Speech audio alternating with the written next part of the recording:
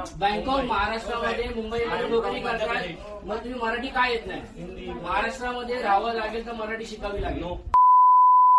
बोला, तुम्हाला मराठी येत नाही? हिंदी पुढे मराठीत नाही म्हणणार नाही आती मुझे. का? हिंदी नोकरी कुठे करताय? Bank of Maharashtra. मराठी का नाही?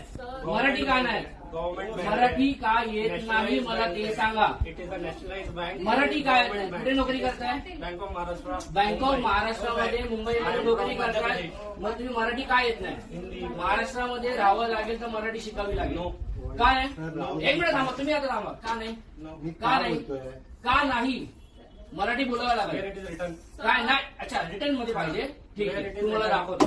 जय महाराष्ट्र. मी अनिश खंडागळे, महाराष्ट्र नवनिर्माण सेनेचा चिटणीस.